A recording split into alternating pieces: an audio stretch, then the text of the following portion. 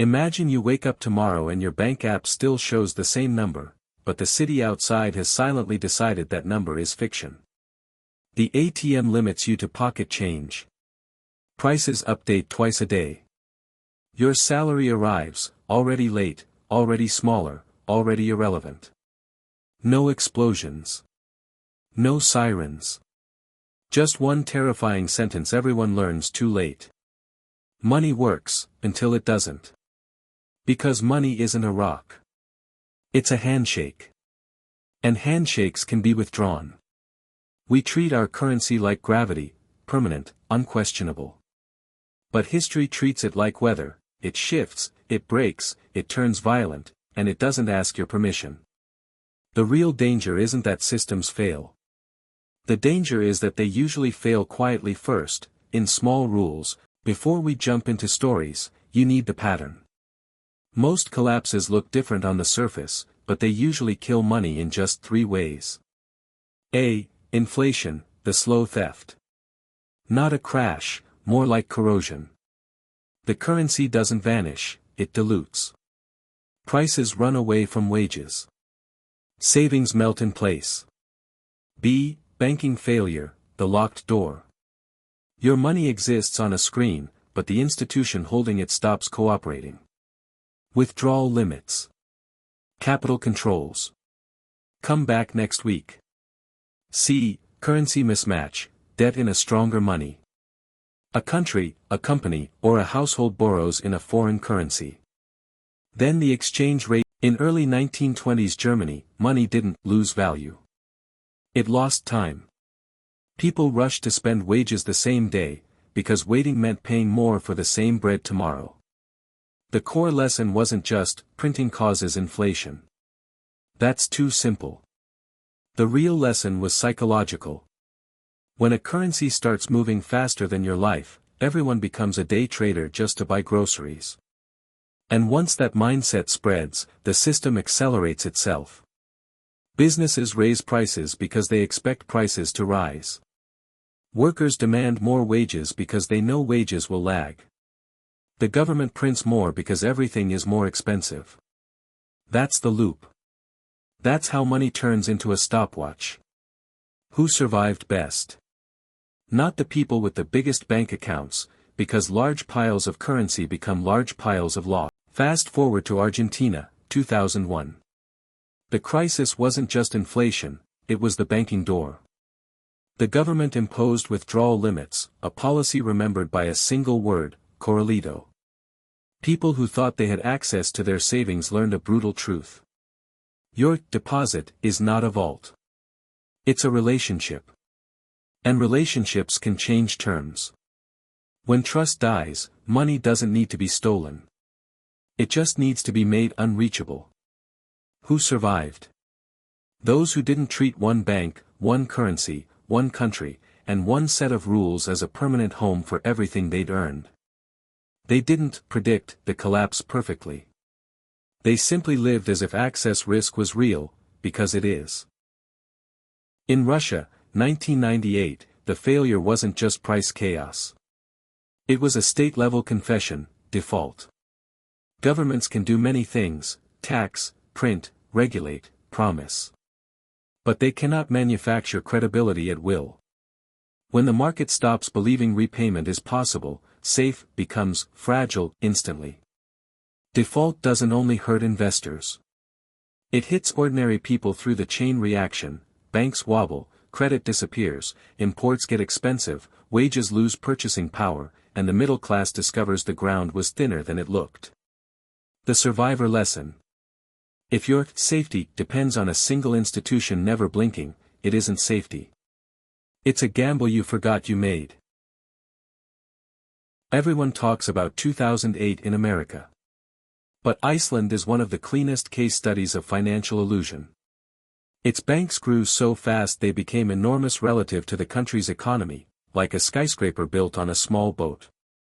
When global credit froze, the banks didn't just struggle. They overwhelmed the state's ability to rescue them. This is a lesson people hate, because it's uncomfortable. Sometimes, it's not too big to fail. It's too big to save. And when that happens, citizens learn the difference between the image of stability and the mechanics of stability. Now the modern warning you can't ignore, Lebanon, 2019 onward. People discovered that the bank wasn't a protective wall, it was a gate with a lock someone else controlled. Withdrawals were restricted. The currency cratered. Savings became arithmetic that didn't translate into real life. And here's the part that feels like a horror movie because it's so simple. A lifetime of careful behavior can be destroyed by a system-level decision in a single week. Lebanon is not far away. Lebanon is proof of concept. Here's the part nobody wants to hear, because it destroys the most comforting idea in modern life.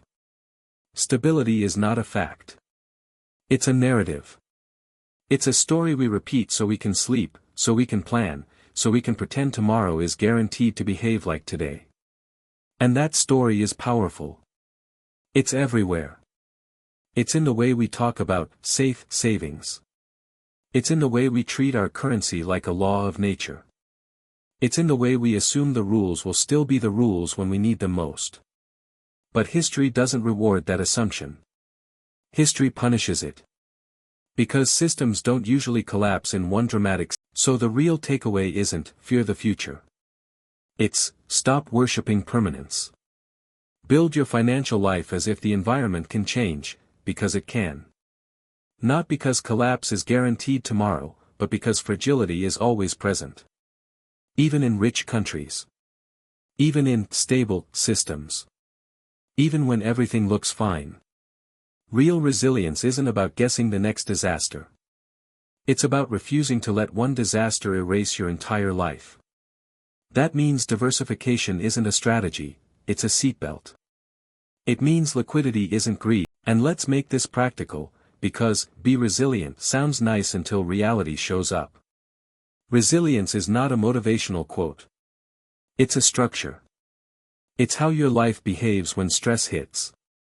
A fragile life has one engine, one paycheck, one bank, one currency, one plan. When that engine stalls, everything stops. A resilient life has multiple power sources. If one fails, the others keep the lights on. Start with access. In every crisis, the first thing that disappears is not money, it's permission. Permission to withdraw. Permission to convert. Permission to move capital. Permission to buy what you want at yesterday's price. The winners are rarely the smartest. They're the ones who still have permission when everyone else is negotiating with locked doors.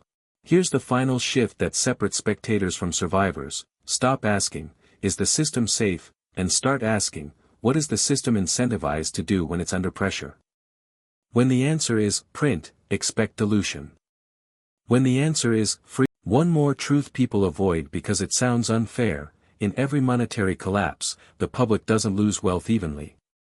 Collapse is not just destruction, it's reallocation.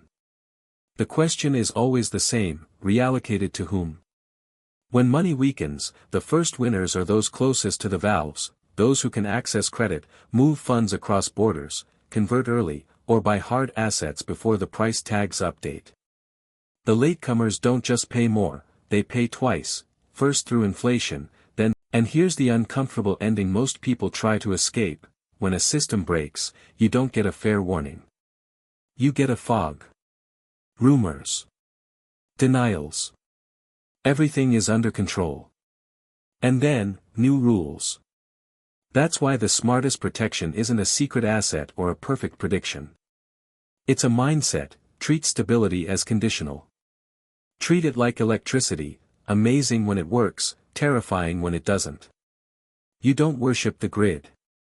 You install backups. So ask yourself 3 questions, honestly. If the bank limits withdrawals tomorrow, what changes in your life, today? If prices double over 6 months, what breaks first, your budget or your dignity? If your currency drops hard against the world, what becomes instantly unaffordable, and how quickly? These aren't fear questions. They're engineering questions. And the people who survive aren't the ones who believe harder. They're the ones who design around failure. Because collapse is not just a financial event. It's a test of reality. It exposes what is liquid, what is trapped, what is real, and what was only a promise in good weather. So don't aim to be the richest person in a perfect world. Aim to be the person who stays standing in an imperfect one. If this changed how you see money, subscribe to Empire of Money. We don't chase headlines, we dissect incentives, collapses, and the hidden rules that decide who keeps their future, and who loses it.